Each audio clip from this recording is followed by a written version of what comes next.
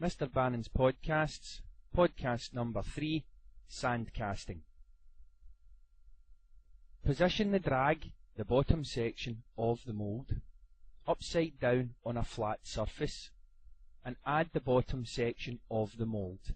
This is the pattern. Dust lightly with parting powder to help separate the parts of the mould. Then, sieve oiled sand onto the mould.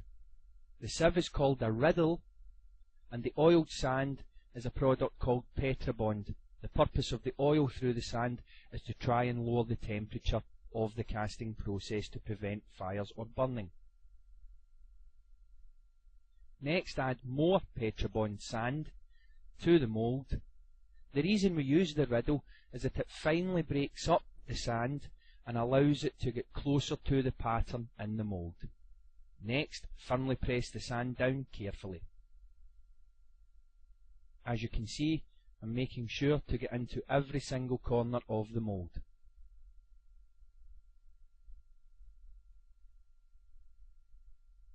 More sand is added, but this time we can add the sand in a rough form. And as you can see, the unsieved sand is once again pressed down into the mould, but this time using a different tool. This tool is commonly known as a dolly. We compress the unsieved sand into the drag using the dolly or tamper.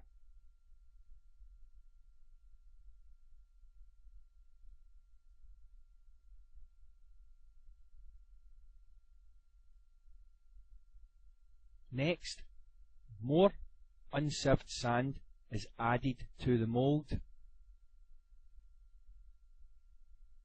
and again it is pressed into position with the dolly or the tamper.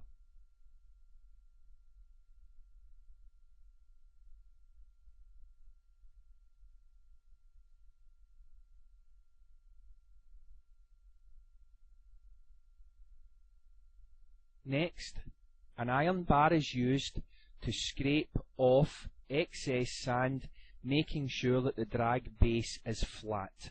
This excess sand is not thrown in the bin, it can be reused, as can the rest of the sand from this process.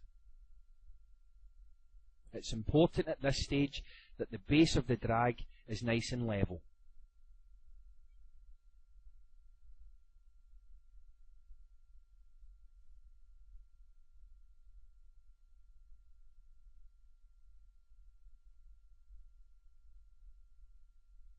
Next, turn the drag over and add the top section of the mould. The white effect you can see is the parting powder. As said, the parting powder will help separate the two parts of the mould, and more is added as the top section of the mould has been placed on top of the drag. The riddle again is added, and the same process is continued. Sieving sand, packing down with the dolly or the tamper, sieving sand, packing down, and then adding coarser, rougher sand to finish the cope. The cope is known as the top section of a sand casting mould. So on the bottom we have the drag, on the top we have the cope. It's important in any examination to know the differences between these two areas, and I like to think of the mould as being dragged along the floor because it's so heavy, and the drag is the natural part which touches the floor.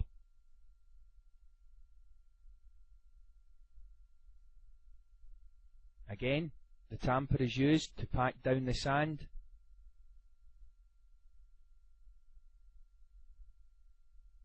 and any excess sand can be removed and reused again.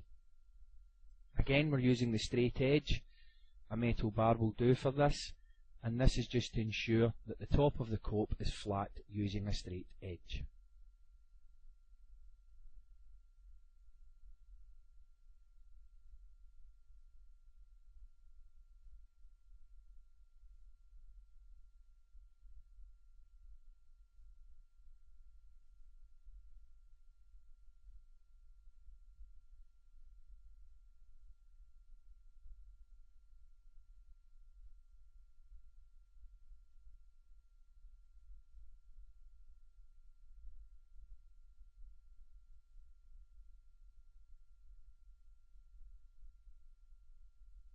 Now that the surface is level, the mould is checked to ensure that the sand is firmly packed,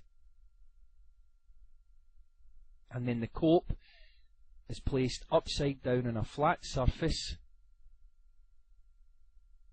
and using a hollow metal pipe, the runner and riser holes are cut into the sand. This is where hot molten metal will run into the mould and rise out once it has passed through the mould.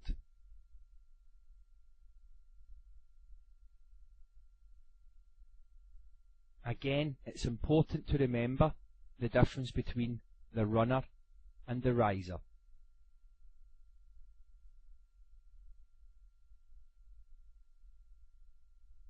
Next, the pattern or mould is removed from the cope and the drag, and this will leave a space where the sand has been packed around it, which will allow molten metal to run into that space and form the casting. Typical features of a pattern are things like sloping edges, radiuses at corners, and webs. Here now, channels are being cut out of the cope just to allow metal to pass through.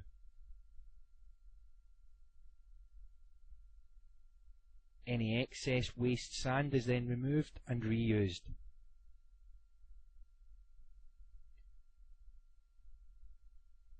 Again, the mould maker is just checking there is no loose sand which might ruin the quality of the finish.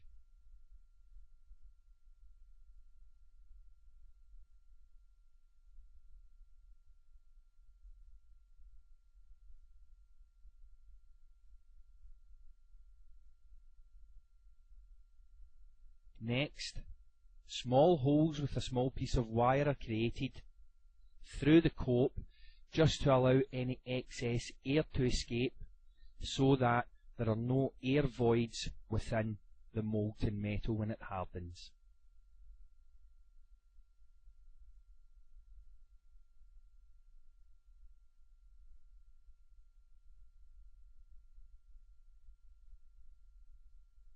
Then the two parts of the mould are placed together, drag on the bottom, the cope on the top, and it's at this stage a pouring channel is cut into the top. This is just to allow for excess molten metal to run safely and consistently into the runner.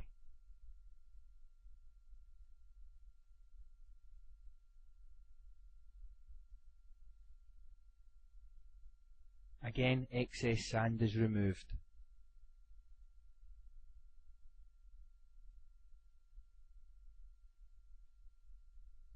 The riser is now being cleared of excess sand.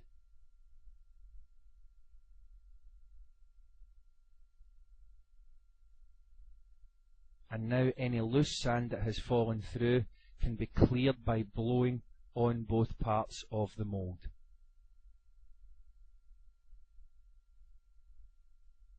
So we have the drag on the bottom, the cope on the top, the pattern which has been removed and will be filled with metal to make our final casting shape. We have the runner hole where molten metal runs in, and the riser where the molten metal can rise out.